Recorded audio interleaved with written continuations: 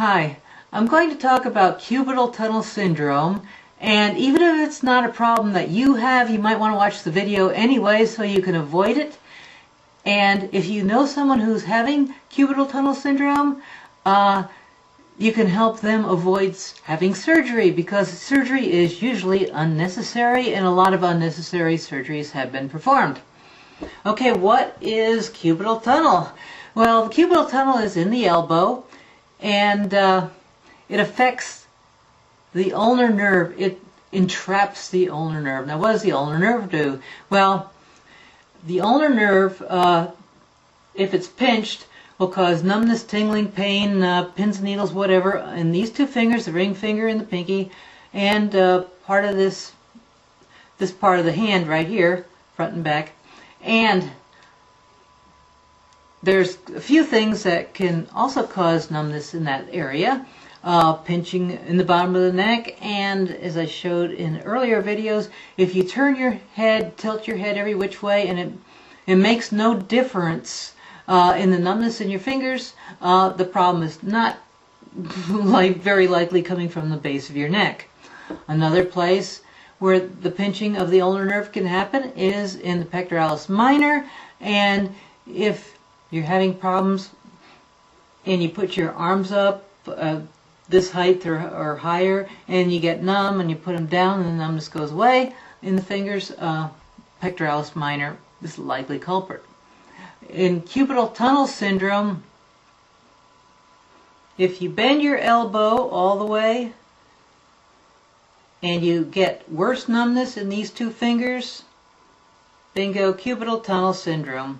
It's an entrapment of the nerve in the elbow, and you've probably felt that before if you ever banged your elbow, ow, my funny bone, and you kind of get this little electric shock into these two fingers, and they go numb for a few seconds, and you're going, wow, wow, wow, wow.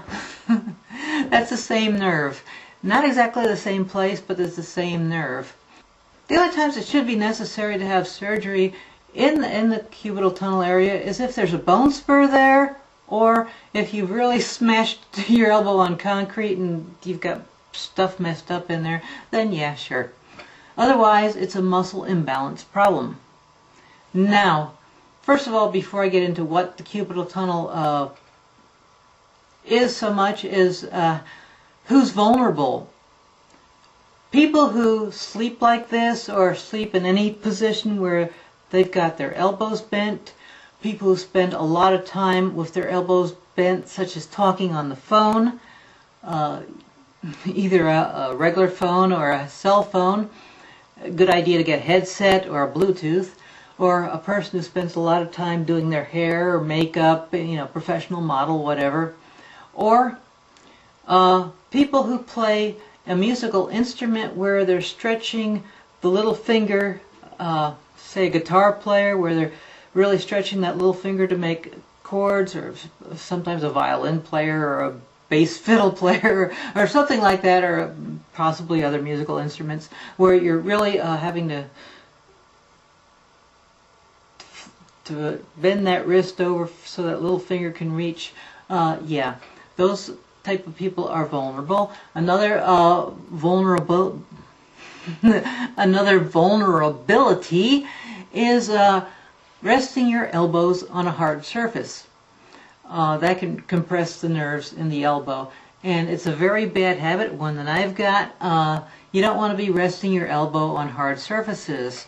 And if you've got an office chair that has armrests, armrests are a good idea for office chairs, but if they're not padded, they can cause a real problem. The reason that arm pads are good for office chairs is it gives your shoulders a rest, it gives your trapezius muscle a rest when you're not typing, and that can help with shoulder problems and mid-back problems, because part of the trapezius goes down to the mid-back. But so armrests are a good idea, but if they're not padded, they're a bad idea. Now, I did run across a website that sells padded armrests for office chairs, If you're just going to be somewhere where nobody's going to see you, you can jerry-rig anything you want. You can put some foam and duct tape it on, or do anything silly. You really white trash your chair up if nobody cares. If you're a receptionist or something and you're in the middle of office, yeah, you want a regular office armrest. So if your chair doesn't have one, you will save yourself a lot of pain in the future by getting one. And there is a website I ran across called chairarmpads.com. I have nothing to do with the company, but the reason I'm putting it out is because it was hard for me researching on the internet to find places where you get pads that you could just stick on any chair. And they have all kinds of arm pads. I'm sure there's probably other companies that sell them too, but they were hard to find, so that's why I'm putting out the name of that company. Okay, now to get to the meat of the matter here. As I mentioned in previous videos, the forearm muscles move the wrists and fingers.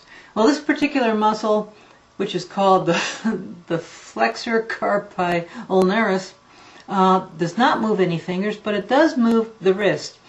And it flexes the wrist like so, and also flexes it in the direction of the little finger, so it's actually curving a little bit when it flexes. Well, the muscle here, the flexor carpi ulnaris, which there will not be a quiz, goes along this side of your forearm.